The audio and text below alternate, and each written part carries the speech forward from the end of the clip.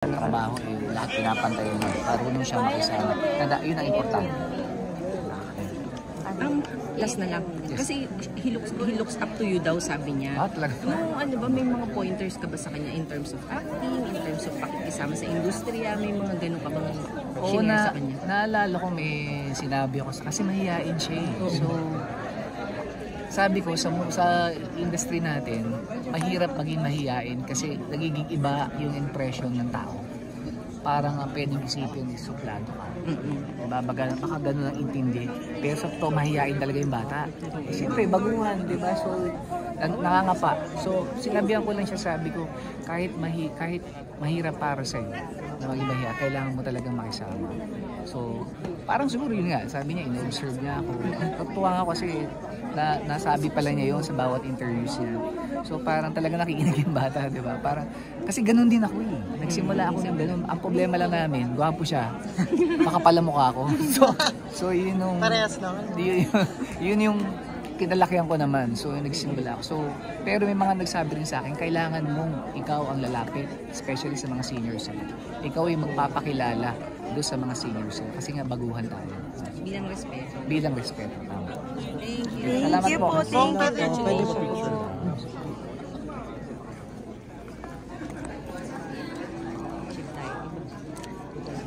Thank you. Wrong question din.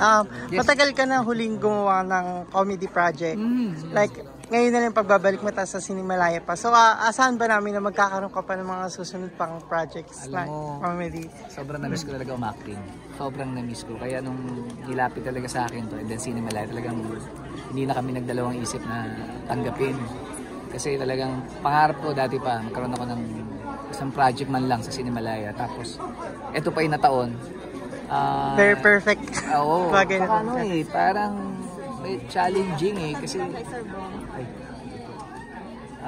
yun nga, kasi hindi siya bida. So, medyo kontrabida. So, gusto ko rin para maiba naman sa mga ginagawa ko, mga comedy films. No?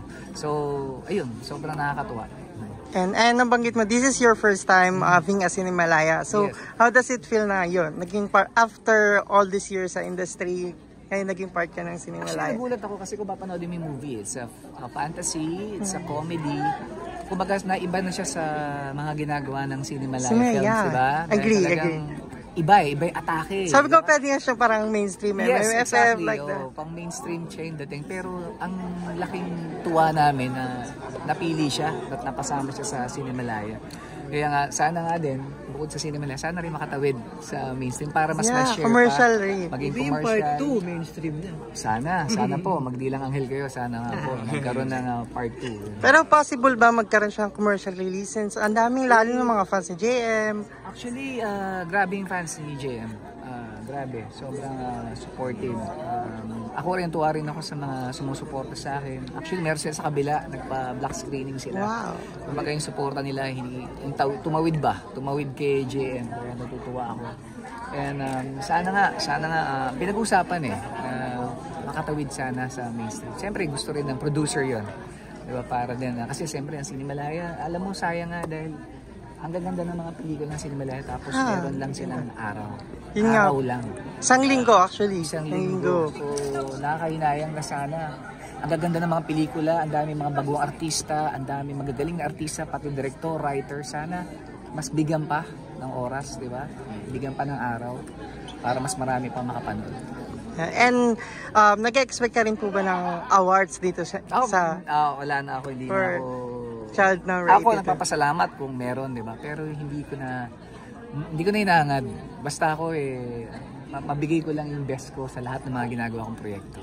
Ayan. And ano po yung gusto niyo makuha ng taong message sa character niyo po dito as boy ka na and also sa story?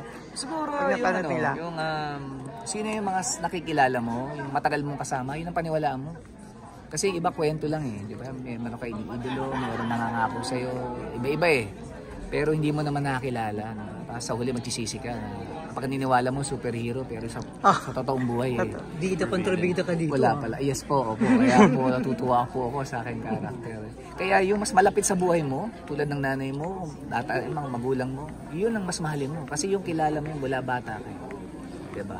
Kasi hinahangad mo, iniidolo mo ang pagkatao pala sa totoong buhay malayo pala sa pagkakakilala mo sa kanya.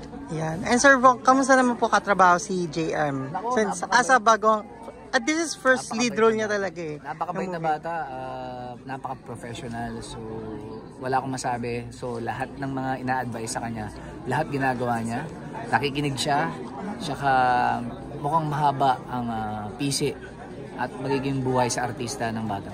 And nakikita niyo rin po ba si JM like parang future as comedy star din? Like, Oo, kasi may timing sa comedy Oo. Pag galing ng mga sagutan niyo. Oo.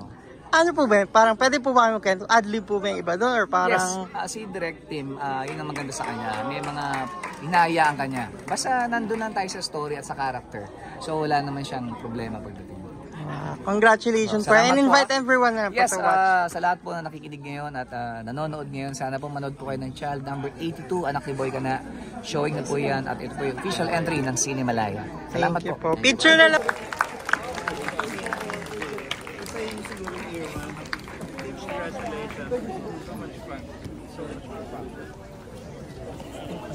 Alis.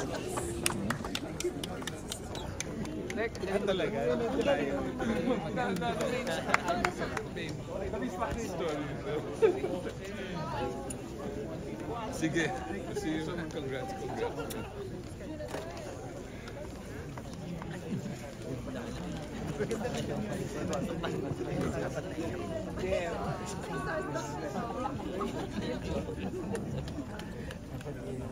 Bakit mo naisip na gawing singer's earman? Part mo ng character pa rin. Hindi, kaya bakit siya naisip for the character? Ano lang?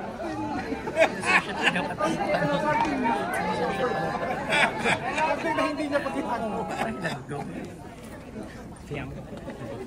Congrats Direk. Ang ganda-ganda. So, nandun.